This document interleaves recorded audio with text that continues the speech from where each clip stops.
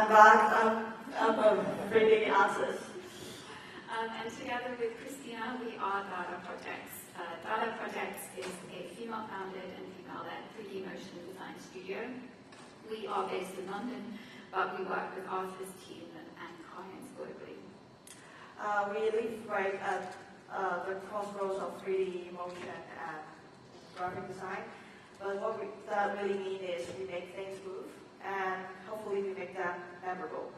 We unite creative and production forces under one roof and to deliver ideas from concept to reality. So our goal is always to create distinctive worlds and help brands communicate ideas clearly and creatively in a very competitive market.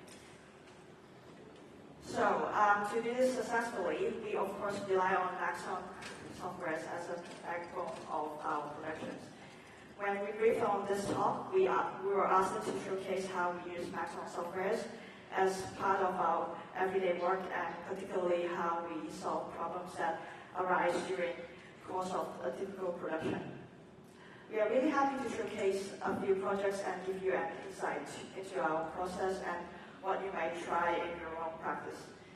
But as a starting point, it can be equally important to know what to do.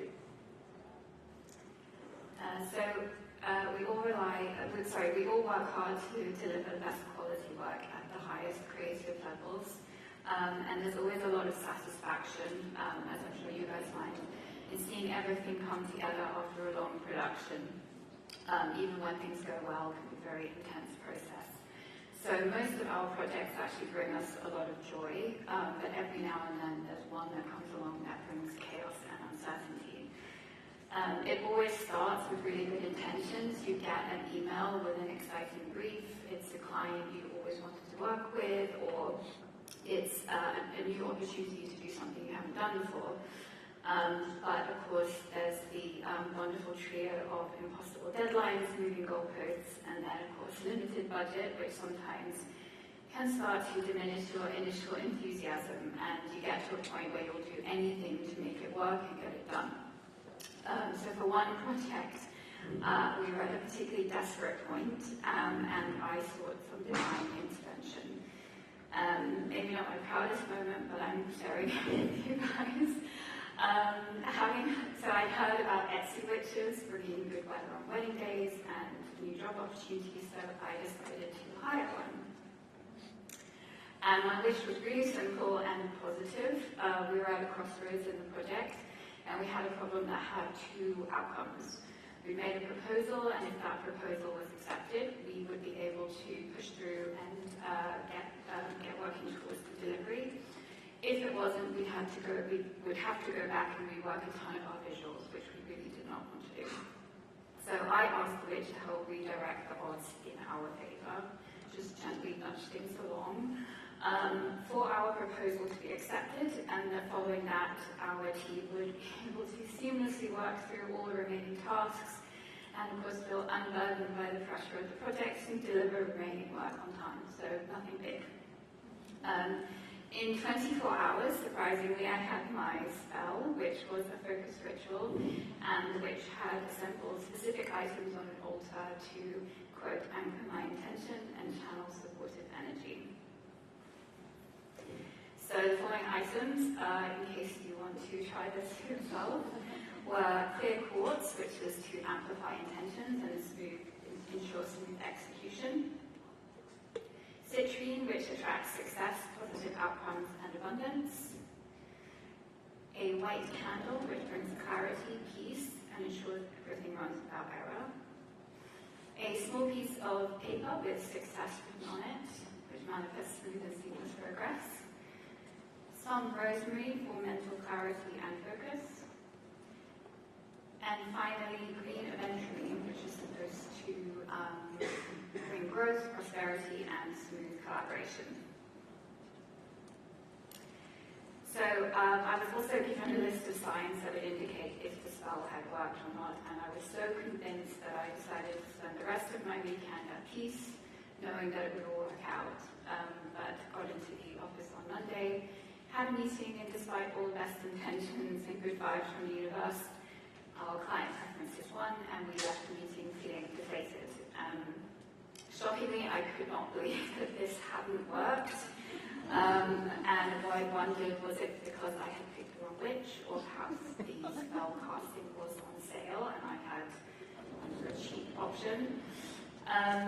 But ultimately, this project was a huge learning curve in our journey to grow the studio, how to pick the right projects, and learning more and more every time what your boundaries are or what they should be. Trusting your instincts and knowing when to say no is just as important as knowing when to say yes. Creativity, we find, isn't just about opportunity or inspiration. It's about protecting space to do your best work. So whilst I can't recommend turning to the supernatural, I can recommend trying and failing and trying again, because that's how you learn. So we call this form, function, and feeling, because we realize that these are the three pillars that constantly influence and inform our work. These pillars appear in different ways, so we want to take you through a few projects, how they evolve and how they make them work. So we were invited by Google Deepmind to take part in their Visualizing AI initiative.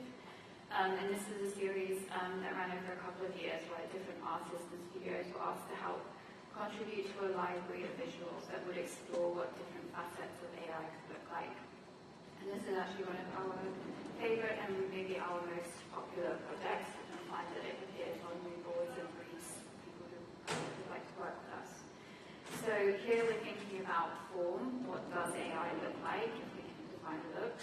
Function, how can we distill the work of AI in the context of huge topics into engaging images? And finally, feeling, how can we make AI visible, which isn't to sanitize or greenwash it, but to prompt thought and discussion. So usually AI is shown as cold, robotic, and futuristic, but Google Deepmind gave us complete freedom to reimagine the aesthetic. What if AI felt alive, natural, even playful? So this chapter is about to giving form to something that feels intangible and opaque. So although we were given complete creative freedom, which is amazing and incredibly rare, we were assigned two specific topics that we had to explore, and our broad subject was AI for sustainability, which at first glance feels very counterintuitive. But on further research, we started to understand how AI models can improve the accuracy of climate data, and it gives unprecedented insight into the scale and speed of the climate crisis and its impact on global ecosystems.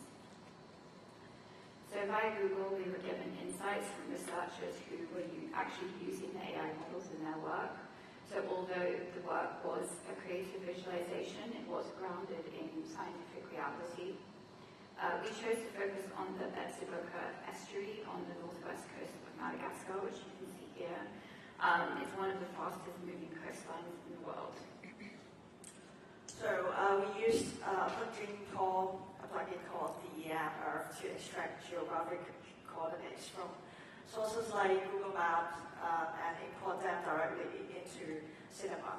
This allows us to pinpoint the estuary accurately and bring it to life in our visualization. So we turn this data into vibrant, textured, and colorful terrains. Then to show how AI reveals insight into ecosystems at both global and local scales, we create a view of our worlds from space. We also looked at coral growth. Coral ecosystems are vital for biodiversity and a key indicator of the health of our oceans. So tracking fluctuations can give scientists and researchers vital information.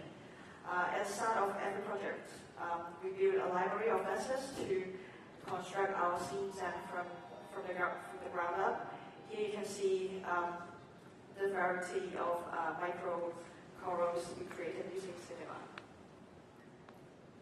So from this library, we developed our full microscopic seen. So in the previous, we were looking at the Earth from space, and now we're looking at the tiniest scale.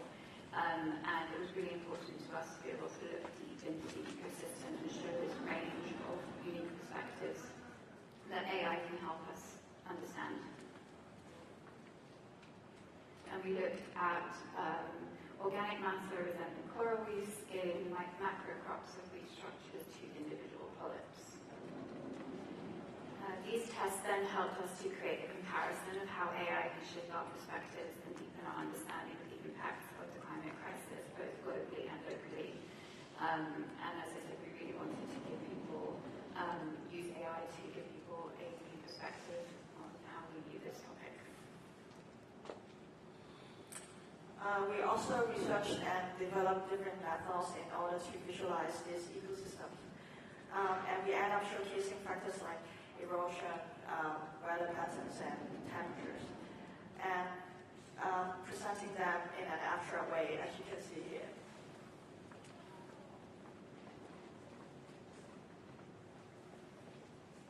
Then we move into touch designer, so to test how we can visualize the sheer power of AI. It's been in collecting information and data and then process it all. So it all has to be very quick and generative. This entire project took us about 2 months, which is fairly typical for one of our projects. But this is, of course, just a tiny percentage of the explorations and tests that we did. So we've condensed a few more into the next video.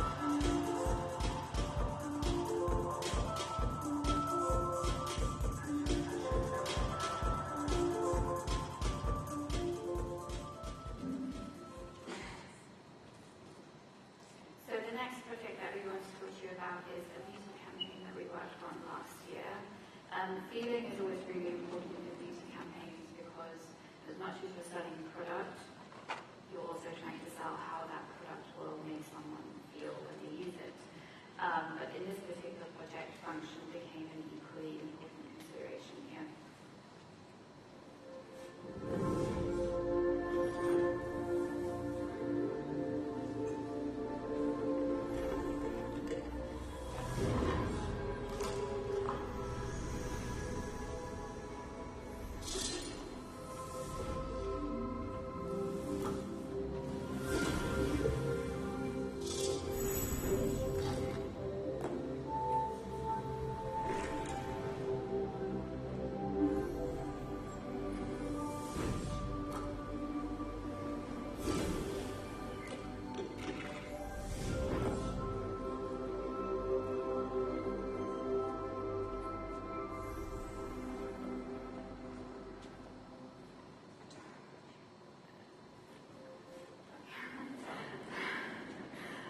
So we designed and produced a CGI campaign for Glossier's 2025 holiday collection, which sat alongside a wider campaign of live action shoot and photography across digital, social, and retail.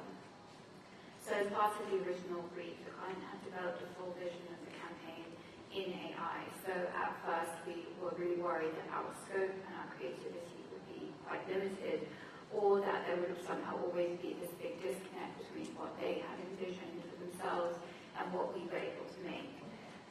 However, they were also really explicit in stating that the end result had to be handcrafted. It couldn't feel in any way like it was coming from AI because they were aware that this would not read well in their customer so it's not always a negative thing to receive an AI brief. So the function here was to balance clearly representing some of the iconic Glossier products, such as the pink and red fragrance bunker, the miniature blushes in artist paint shoes, as well as their hero balm.com lip treatment, whilst introducing them in new scents, flavors and colors in new scent configurations. So despite this being a holiday collection, which was launched around October and November, aside from gingerbread and candy canes, this campaign was not a typical winter wonderland Christmas theme. As you can see, lots of florals and bright colors and yummy textures. Each animation we created had unique elements, but one consistent feature was Glossier really wanted to take their customers on a journey. So we were asked to create fly-through sequences for each product. We start by sketching out different scenes in cinema and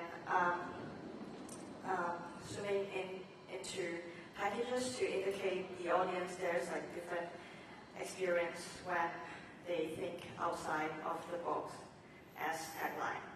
To add more character and playfulness to the packages, we add some wiggle motion as an opening and ending as a gesture, which was amplified by the sound design and other playful Glossier iconography.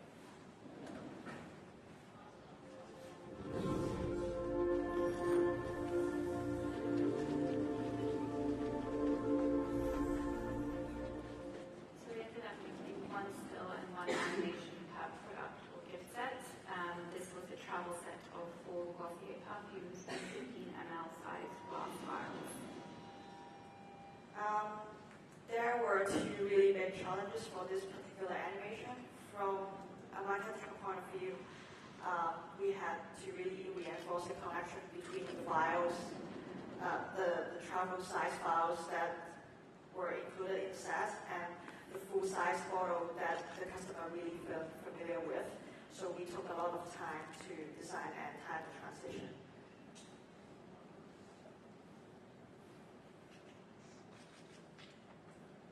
Okay. We also had to get as much clarity on the labeling of the glass files as possible. So particularly with the white label, we had to battle with legibility and accuracy. A grayer tone to the text would have had more clarity, but it wouldn't have been accurate to the product.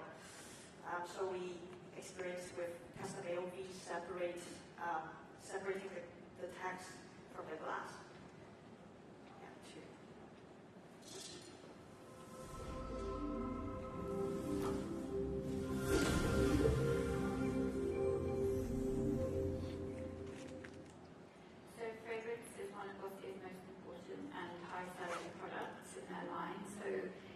With all of these, we needed to make a really clear connection with the notes that were included in the specific variation.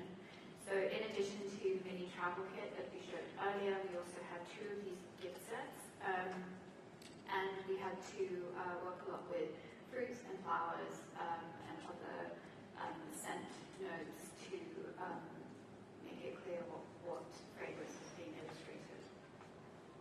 And this was another perfume set which featured pink peppercorn and Roxanne and Iris.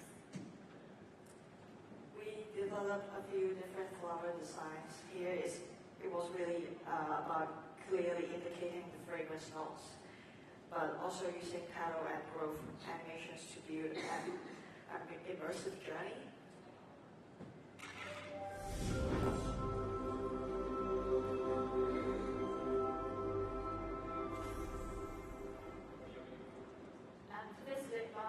Sparkling rosé flavor, we couldn't indicate anything like champagne or sparkling alcohol, so instead we focused on the soft pink shimmery balm texture and the exaggerated shapes in the background.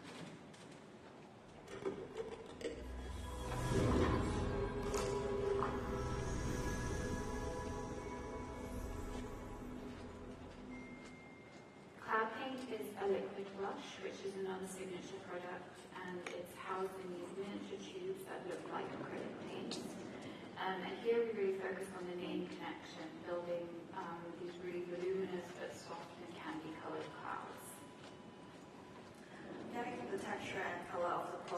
accurate was hugely important.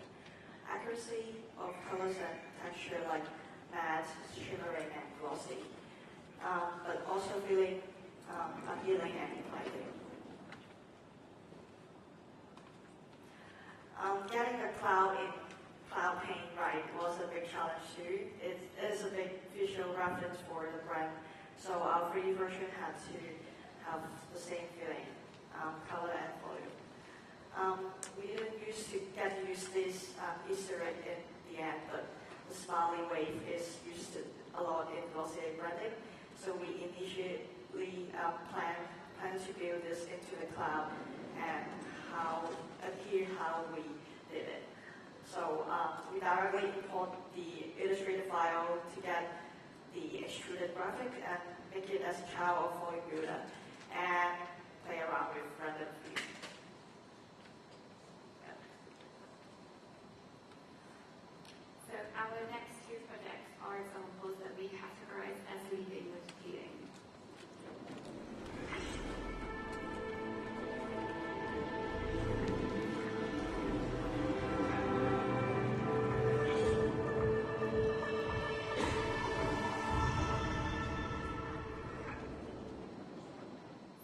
Swatch, we asked how can a commercial campaign still feel experimental, diverse, and even joyful, not just like another polished product finder and stand out from all the other watch campaigns that we see so regularly.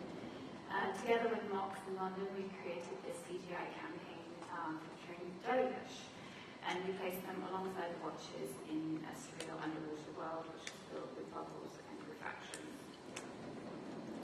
So again, it all started with an AI-generated image, which we received from the agency as a brief, and it ended in a global campaign which was used in retail, out-of-home takeovers, and out-of-big screens. Going back to our pillars, the function is that ultimately we have to sell the watch. It has to be accurate, it has to be beautiful, and it has to inform the customer. But the feeling you have to play with is Swatch brand presentation, in contrast to a lot of other watch brands, is really fun and useful and joyful. So now we're going to show you how we got from the AI image into the final result, which you can see here. We were also lucky enough to work on this for 2026 campaign. We're doing a few sneaky previews for the first time here, but it's the same key players, new colors, updated environment, and interactions. For our first campaign, at first we were deep diving into jellyfish design studies and experimenting with what makes a jellyfish most approachable. There are over 2,000 known species of jellyfish, and they range a lot in how they look. We weren't creating a custom version of it. They had to be fairly realistic, but they also need to be approachable, friendly, and curious. We also had to make sure they look good in the dark to show off a glow in the dark feature on the watch. And we even came across this reference, which was his in the strangest of places. But we gave this to our modeler, and it's from Finding Nemo. So it's a little bit aggressive in the interaction, which we'll talk about later. But the softness of the cap and the floatiness of the arms was really a perfect reference for what we were trying to achieve. So in our 2025 campaign, we ultimately landed on this design, which had the right balance of realistic form, but also kind of softer and stylized features, as well as texture and color. And it worked so well that we kept him almost exactly the same for this year's campaign, but we just took a bit more time to refine the arms, particularly, and just the overall look. We then began jellyfish movement studies to see how we wanted to simulate them to feel organic. In the end, the rigged version of jellyfish fell too rigid, so we went with more organic simulations. Of course, where the arms just really follow the moving hand, it did make it harder to control in the end, but it definitely looked more realistic here. Throughout the 2025 project, we refined the movements quite significantly. So 2026 was more of a continuation than a reinvention. So next up was jellyfish interaction studies, and this was really important to the client because they wanted a sort of close interaction between the two key players, but they were really concerned that the watches would look like they were being bullied by the jellyfish. So if you think back to the Find Nemo reference, it was super aggressive, and we did quite a lot of work to make it feel quite gentle but also purposeful, because we needed the watch to be moved in certain ways and consider certain camera positions. So these were some really early tests that we did for 2025. And this is how it has evolved. These are still early tests for 2026, but you can see the balance is quite forceful, but it still feels like light. You get the right balance between the weight of the watch and the softness of the jellyfish as well. Not only did we want the jellyfish to have character, but also we thought, what if the watch had some life to it too? That's where it starts to become more playful than your average product campaign. This motion of the watch mimicking the swimming jellyfish, originally was something the client wasn't too keen on, but after some convincing, it became a much loved part of the animation that we repeated in 2026. So I have to apologize for the look of this slide. This is actually from this year's campaign, which isn't out yet. But I wanted to include it to highlight a surprisingly important and contentious part of the overall design language, which is bubbles. So they can do a lot with a relatively small amount of material. They can bring energy, they can be quite playful and fun, and they can help to indicate a bit more context about the environment. But they can also be potentially distracting. As you can see, this one in the corner was particularly particularly worthy of being removed. So even the tiniest bubbles were assessed in these compositions. So we simulated the bubble with cinema particle system with turbulence and slow beat here. Particle system is a huge improvement for cinema in recent years. If you start using cinema start from 2018, you will know what I mean. So here we're combining particle with clona. We can now direct bubble, as you can see here. We can choose specific bubble with more graph selection, and then use effectors to modify the selected bubble. Yeah, I'm using plain effector to size it. Okay.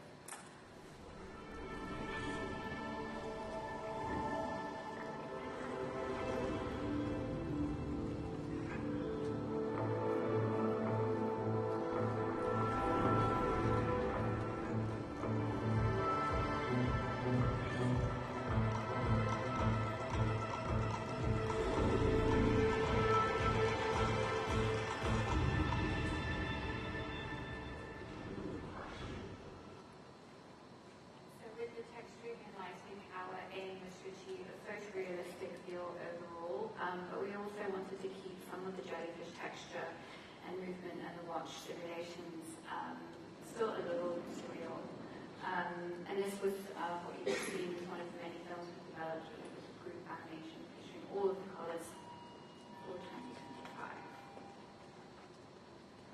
In both 2025 and 2026, our TV show that went through endless rounds of events and had to be delivered in 23,000 pixels square formats and absolutely insane size, but necessary to give the client ultimate flexibility for them to have many different use cases. If anyone ever gets the same request little tips here. We rendered it in 16K, and then we scale it up in the rest in Photoshop. You won't be notice the difference. So we also couldn't use AI to upscale it because of the intricate details of the watch. It could constantly get it wrong through, although we noticed there's improvement between 2025 and 2026 tasks.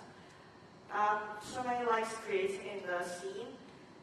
Include and exclude function in redshift light is really handy for us to control and direct the lights in the scene. So when you're working in such insane detail, it's always important to find a few moments of brevity. And before we turn to the supernatural to help us get projects signed off, we also wondered if some celebrity intervention would bring approval any quicker. It didn't, but we made it. A project of this scale needs months of painstaking focus, sometimes on something as small as the delicate curve of a jellyfish arm. It always it's interesting to look back on differences. So often we can find that we're working on something for months and months, and it totally consumes us, only to end up as a single Instagram post which appears on your feed and then almost in the same breath disappears. But this project was different, and I have to say it was really powerful and very gratifying to see how far Swatch stretched the work and the locations. So here we have a few examples from Miami, which is the ocean version. There was this mural in Warsaw. We also saw it in retail locations around the world. It was a bit of a thing. Every time we went to a new city, we'd see a Swatch store and say hi. Also in Paris and Berlin, all over the world.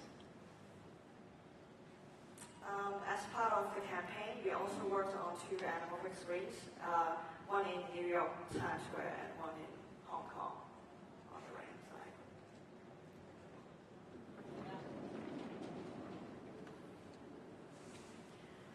So we have a new screen visual in Seoul, Korea this year.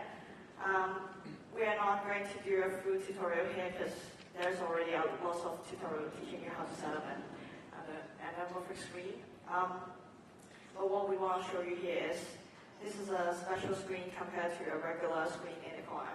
It bends 57 degrees instead of 90, and the client will always provide all the information you need. We didn't fly to Seoul for research, but we found some useful videos online to extract more data for camera calibration. So end up we used the picture on the left-hand side to extract the camera. I will skip the calibration step. I think Grossman's and maybe 2025 tutorial covers that perfectly, so you can check it out. To extract a more accurate 3D camera, I mainly use the detail of the right side of the viewboard as well as the building on the right-hand side. Because this part is perpendicular and has more data to extract the camera. So make the right side as the main part and add the pin where the bottom of the curves meet the right plane. And plus the physical size of the viewboard, we know we have now enough data to solve the camera. So on land, we thought about what running feels like in different shoes before on running.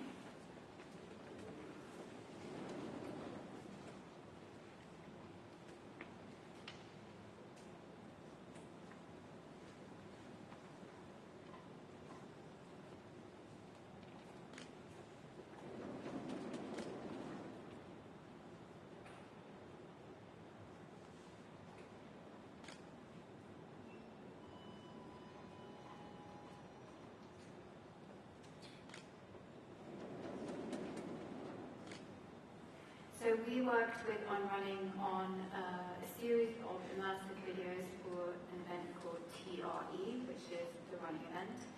And this is where On would be offering wholesale to customers for the first time. So the idea was that businesses could come to the booth, they would be able to test the shoes whilst running on the treadmills, and this immersive content that we had designed would be displayed in front to kind of reinforce the running experience. So businesses are already highly familiar with On in this context, and there was a really limited time to engage multiple potential vendors. So the experience was really designed to deliver clear and digestible information, but also open up space for deeper conversation.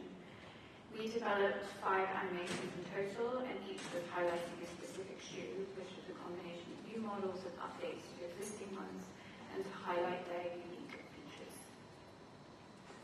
So because we had a really short time frame and quite a lot of content to produce, we started by getting a really clear overview. On categorizes their shoes in 2 ways: by ride type, which is the underfoot sensation or functional feel, and also by experience, so what is the emotional benefit for the runner. We decided to condense a training run into 90 seconds, and we will break down the structure on the following pages. So our starting point for the animation was actually these shapes, which were provided by On, because each was attached to a specific shoe. And we needed to use these shapes to communicate different features or of the design or the run experience.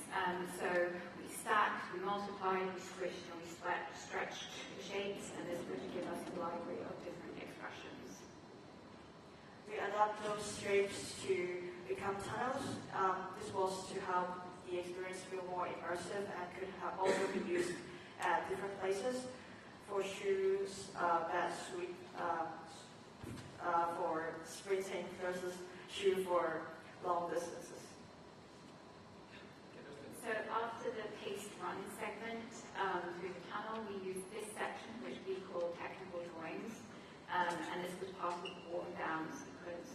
So this was an opportunity to move beyond the shapes and show actual shoes, whether as 3D models, broken down explorations, and we also incorporated some live action footage. So as the runner was slowing down and having experienced a bit of time running with wearing the shoes, this section gave the On team an opportunity to open the conversation and discuss more directly. On has an incredibly clear and distinct brand language, so add this layer of anime type was the final polish. So as we layered everything together, we also designed a whole big screen that could play whilst the treadmill was not in use. So this is just almost like a greatest hits that was designed to catch people's attention as they walked by. These are the final visuals from left to right, from the intro, warming tunnel, the main tunnel, to final technical drawings. This animation is for speed. And this is for energy. This is salt. And this is support.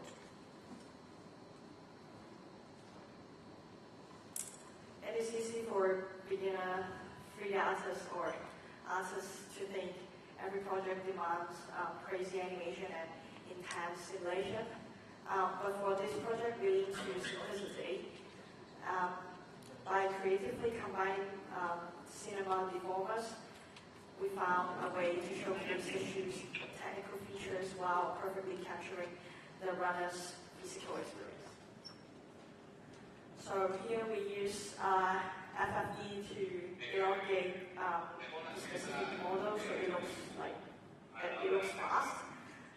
We first animated the shoe dashing into the scene, as you can see it, and then put and modify the FFD under the shoe model.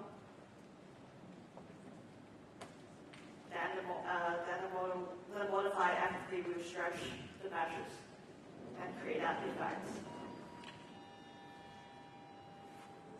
Another function I want to talk about is post-morph tag.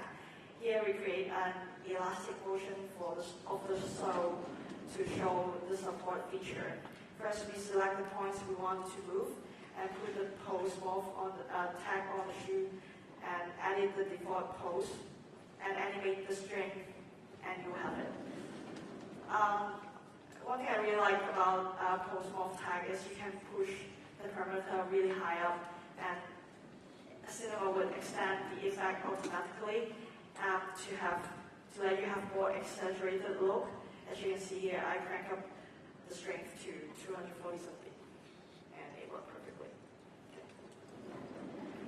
So to wrap this up, we want to thank everyone at Maxon for giving us the opportunity, particularly Karen, who came to our rescue today.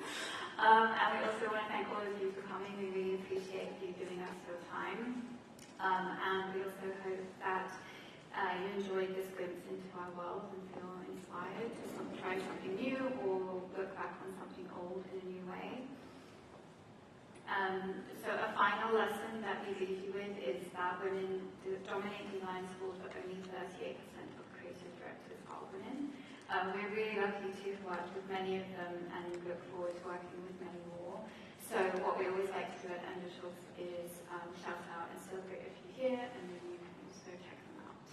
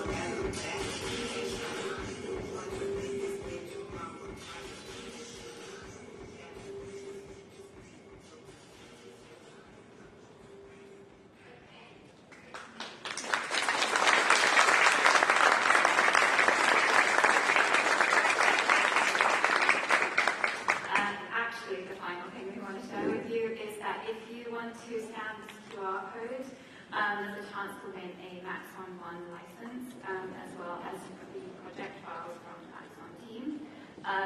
Registering this QR code will give you the chance to collaborate with Maxon and maybe have your work featured in their show reels and website.